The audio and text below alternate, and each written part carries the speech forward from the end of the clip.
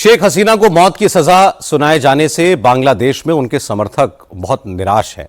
पिछले साल अगस्त में शेख हसीना के तख्ता पलट के बाद उनकी पार्टी अवामी लीग को डी रिकॉग्नाइज भी कर दिया गया था। अवामी लीग की स्टूडेंट यूनियन छात्र लीग के आयोजनों में जाने वालों को पुलिस पकड़ कर सलाखों के पीछे भेज रही है। कोमिला में 15 साल का एक लड़का छात्र लीग के प्रोग्राम में चला गया, पुलिस ने उसे जेल में डाल दिया। बांग्लादेश में जो हालात हैं उसका सबसे ज्यादा असर वहां रहने वाले हिंदुओं पर हो रहा है। बांग्लादेश में अब सिर्फ 7% हिंदू बचे हैं और वो भी दहशत में है क्योंकि बांग्लादेश के ज्यादातर हिंदू शेख हसीना के समर्थक हैं। इसलिए कट्टरपंथियों के निशाने पर अब वही अल्पसंख्यक हिंदू समाज है।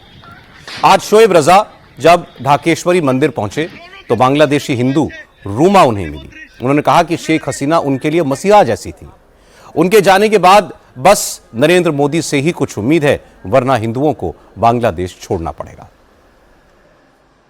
हिंदू समुदाय हमेशा से शेख हसीना के साथ रहा है, उसकी पार्टी को सपोर्ट करता रहा है। अब वो लोग क्या सोचते हैं शेख हसीना के बाद, क्योंकि उनकी पार्टी पर चुनाव लड़ने पर भी पाबंदी है, इसको लेकर बात करेंगे। आपका नाम क्या है?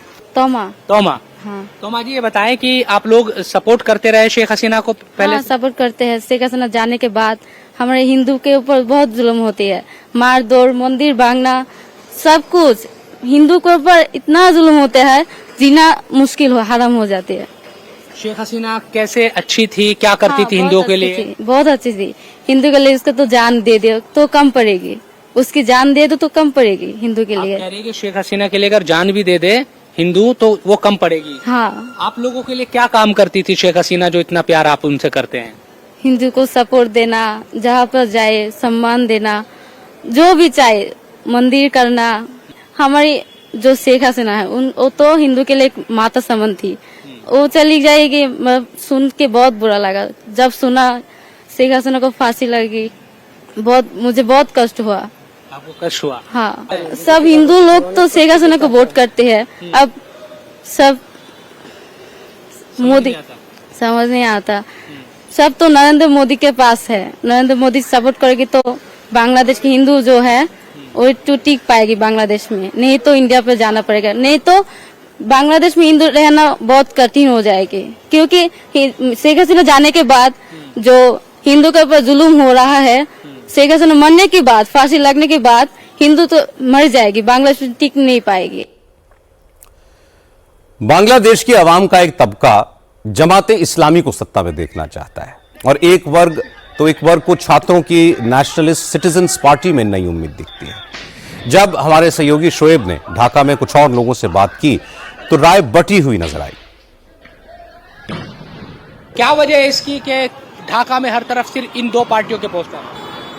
मैंने आदमी तो सब पार्टी को देखा, जो बीएमपी को देखा है, जातीय पार्टी को देखा है, उसके बाद अवामी लीग को भी देखा है। अभी लोग सोच रहे हैं कि हम जमात को भी देख के वोट देके देखें, ये इस्लामी पार्टी है, इसको वोट देके देखें। जमात इस्लामी क्यों आप लोगों को लग रहा है कि कुछ बदलाव कर सकती है? बदलाव कर इस्लामी पार्टी माने इसमें झूठ सच नहीं है, सच माने अच्छा दिन कायम करने का इस्लामी आंदोलन करता है, दिन कायम करने कि इस्लामी निजाम आ जाएगा यहाँ। हाँ। बांग्लादेश में। जी जी। शेख हसीना से क्या मामला था, क्यों इतनी नाराजगी आप लोगों की? शेख हसीना इतना आदमी को मारा है, जो छापला चक्कर में मारा है, पिलखाना में मारा है, बहुत आदमी को मारा है। कहते हैं कि भाई अच्छी सरकार चला रही थी, वो लोकतांत्रिक तरीके से। कोटा लेके झमेला हुआ, तो आप लोग को पता ही है, कोटा लेके हुआ है, वो बोला ये सब लेके झमेला हुआ। एनसीपी একটা ভূমিকা আছে।